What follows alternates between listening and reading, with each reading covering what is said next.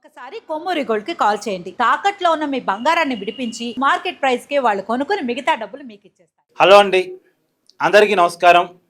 నేను మీ కట్టా కార్తీక్. ఢిల్లీ నుంచి ఈడీ అధికారులు స్పెషల్ హెలికాప్టర్లో బయలుదేరతారు. ఆ హెలికాప్టర్ బెంగళూరులోని హిలాంకా ప్యాలెస్ మీద దిగిపోతుంది.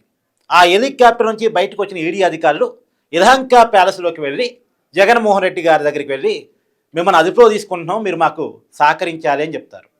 అలాగే భారతీ గారికి ఇన్ఫర్మేషన్ ఇచ్చి అదే హెలికాప్టర్లో జగన్మోహన్ రెడ్డి గారు తీసుకొని ఢిల్లీ ఈడీ ఆఫీస్కి వెళ్ళిపోతారు. ఇది ఒక సినిమాటిక్ ఊహ. సరే, ఇంకొకటి మీకు చెప్తా.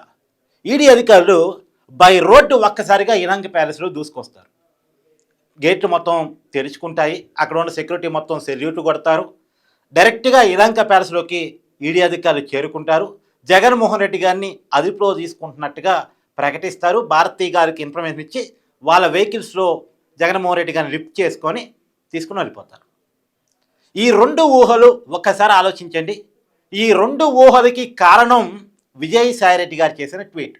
ఒక్కసారి నిన్న విజయసాయిరెడ్డి గారు చేసిన ట్వీట్ మీకు చదివి వినిపించేటువంటి ప్రయత్నం చేస్తున్నాను. అమ్ముడు పోయిన కోట్రీల మధ్య బందీలుగా ఉన్నటువంటి ప్రజానాయకులారా ఆలోచించుకోండి. భవిష్యత్తులో అక్కడ మీకు ఏం జరగబోతుందో ఇప్పటికైనా గుర్తించండి. అంటే జగన్మోహన్ రెడ్డి గారు కోటరీ మధ్య బందీ అయినటువంటి నాయకుడు. గతంలో కూడా చెప్పాడుగా విజయసాయిరెడ్డి గారు, కోటరీలో బందీ అయిన నాయకుడిగా జగన్మోహన్ రెడ్డి గారు ఉన్నారు అని. సో జగన్మోహన్ రెడ్డి గారిని ఉద్దేశించే ఈ ట్వీట్ చేశారని క్లియర్గానే మనకు అర్థమైపోతుంది. గతంలో మనం చెప్పారు, కోటరీ మధ్య జగన్మోహన్ రెడ్డి గారు బందీ అయిపోయారు, ఆ కోటరీ వల్లే జగన్మోహన్ రెడ్డి గారికి నాకు గ్యాప్ పెరిగిపోయింది అని విజయసాయిరెడ్డి గారు గతంలోనే చెప్పారు. కాబట్టి జగన్మోహన్ రెడ్డి గారి గురించే ఈ ట్వీట్ చేశారు. కోటరీలో బందీగా ఉన్నటువంటి ప్రజానాయకులారా ఆలోచించుకోండి, భవిష్యత్తులో మీకు అక్కడ ఏం జరగబోతుందో గుర్తించండి అని చెప్తూ ఒక ఎగ్జాంపుల్ తీసుకున్నారు. వెనుజులాలో ఎంతో ప్రజా మద్దతుతో గెలిచినటువంటి నాయకుడు, చుట్టూ ఆర్మీ ఉంది, నేవీ ఉంది, ఎయిర్ ఫోర్స్ ఉంది, ఇంటెలిజెన్స్ ఉంది, ఇంత సెక్యూరిటీ సిస్టమ్ మధ్య వెనుజులా దేశ అధ్యక్షుడు ఉన్నాడు. చుట్టూ మిసైల్స్ ఉన్నాయి, యుద్ధ విమానాలు ఉన్నాయి, అన్ని రకాల ఫోర్సెస్ ఉన్నాయి. కానీ అవన్నీ ఉన్నప్పటికీ కూడా అమెరికా నుంచి వచ్చినటువంటి వైమానిక దళం డైరెక్ట్గా వెనుజులా దేశ అధ్యక్షుడి భవనం మీదకి దిగిపోయింది. ఆ భవనంలో ఉన్నటువంటి అధ్యక్షుడి భార్యని అదుపులో తీసుకొని అమెరికా తీసుకెళ్ళిపోయింది. ఆ యుద్ధ విమానాలు ఏం చేయలేకపోయాయి, ఆ క్షిపణులు ఏం చేయలేకపోయాయి, ఆర్మీ, నేవీ ఇవేవి కూడా ఆ వెనుజులా దేశ అధ్యక్షుని అరెస్టుని ఆపలేకపోయాయి. అతను తీసుకెళ్తుంటే అడ్డుకోలేకపోయాయి. కారణం ఏంది? వాళ్ళంతా అమ్ముడుపోవటం. ఇది విజయసాయిరెడ్డి గారు చేసిన ట్వీట్. అంటే జగన్మోహన్ రెడ్డి గారి కోటరీ అంతా అమ్ముడుపోయింది. రేపు జగన్మోహన్ రెడ్డి గారిని తీసుకువెళ్తున్నా సరే అడ్డుకునే వాళ్ళు ఎవరు ఉండరు.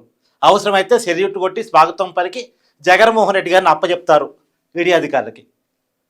ఇది విజయసాయిరెడ్డి గారు చేసిన ట్వీట్. ఇప్పుడు ఈడీ అధికారులు అనే ప్రస్తావన ఎందుకు వస్తుంది అంటే, ఈ నెల 22వ తారీఖున ఈడీ విచారణకు విజయసాయిరెడ్డి గారు హాజరు కాబోతున్నారు. ఇప్పటికే ఈడీ వాళ్ళు నోటీసులు జారీ చేశారు, 22వ తారీఖు విచారణకు హాజరు కమ్మని. విచారణకి హాజరవుతానని విజయసాయిరెడ్డి గారు చెప్తున్నారు. గతంలో కూడా ఏపీ మద్యం స్కామ్ విచారణలో భాగంగా సిట్ విచారణకు 2 సార్లు హాజరయ్యారు విజయసాయిరెడ్డి గారు. హాజరు కావటం మాత్రమే కాదు, కొన్ని విషయాలు చెప్పారు కూడా. ఇప్పుడు రాజీవ్ కసిరెడ్డి పేరు బయటికి తీసింది విజయసాయిరెడ్డి. నా ప్యాలెస్లోనే హైదరాబాదులో అండ్ విజయవాడలో ఉన్నటువంటి తన నివాసాల్లోనే ఏపీ మద్యం స్కామ్ విధానం మీద చర్చలు జరిగాయని కూడా విజయసాయిరెడ్డి గతంలో బయటపెట్టాడు. పబ్లిక్గానే బయటపెట్టాడు మీడియా సమావేశంలో. ఇక లోపల ఇంకేం చెప్పుంటాడో మీరే ఆలోచించుకోండి. పబ్లిక్గానే బయటపెట్టాడు. కాదు, ఇప్పుడు కేసు కీలకమైన దశలో ఉంది. ఈ కేసులో కీలకమైన వ్యక్తులంతా అరెస్ట్ అయ్యారు. అత్యంత కీలకమైన వ్యక్తి కాడికి వచ్చి కేసు ఆగింది. అక్కడి వరకు వచ్చి కేసు ఆగిపోయింది.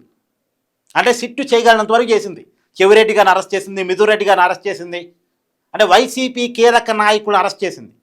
జగన్మోహన్ రెడ్డి గారి ఇంటి మనుషులు ధనంజయ రెడ్డి, కృష్ణమోహన్ రెడ్డి, బాలాజీ గోవిందప్ప వేలం కూడా తీసుకొచ్చి జైల్లో పడేసింది.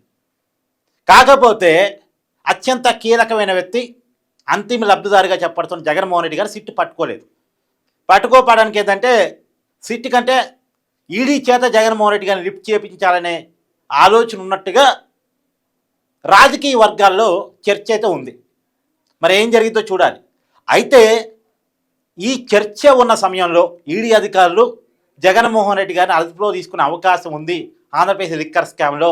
ఎలాగైతే కవితని ఢిల్లీ లిక్కర్ స్కామ్లో హైదరాబాద్ వచ్చి అరెస్టు చేసుకొని తీసుకుని వెళ్ళిపోయారో, అలాగే జగన్మోహన్ రెడ్డి గారిని కూడా తాడేపల్లి ప్యాలెస్లో అదుపులో తీసుకుంటారా, యలహంక ప్యాలెస్లో అదుపులో తీసుకుంటారా, అంటే ఆయన ఏ ప్యాలెస్లో ఉంటే ఆ ప్యాలెస్కి వచ్చేసి ఆయన అదుపులో తీసుకుని వెళ్ళిపోతారు అనేటువంటి చర్చ ఉన్న సందర్భంలో విజయసాయి రెడ్డి గారిని దాన్ని కొంత ధృవీకరిస్తూ ఆ చర్చని బలపరుస్తూ చేసినటువంటి ట్వీట్ ఇప్పుడు పెద్ద ఎత్తున వైసీపీ కార్యకర్తల్లో కూడా ఒక భయాందోళన క్రియేట్ చేస్తూ ఉంది, ఒక బాధను క్రియేట్ చేస్తూ ఉంది. సో అరెస్టు కావటం లేట్ అవుద్దేమో కానీ జగన్మోహన్ రెడ్డి గారు ఏపీ లిక్కర్ స్కామ్లు అరెస్టు కావటం పక్కా అని కూటమి నాయకులు చెప్తున్నారు. సరే, కూటమి నాయకులు అలాగే చెప్తారు అనుకుంటే ఇప్పుడు విజయసాయి రెడ్డి గారు దాన్ని బలపరుస్తున్నారు. ఏకంగా వెనుజులా దేశ అధ్యక్షుడిని అదుపులో తీసుకున్న విషయాన్ని ఉదాహరిస్తున్నారు. కాబట్టి ఇందాక నేను చెప్పాను కదా సినిమాటిక్, ఆ సినిమాటిక్ ఊహలు నిజం కాబోతున్నాయా? సినిమాల్లో జరిగింది జరుగుతూ ఉంది, ఇక్కడ నిజ జీవితంలో జరగబోతుందా? మీ అభిప్రాయాన్ని కూడా కామెంట్ రూపంలో తెలియజేయండి. Thank you.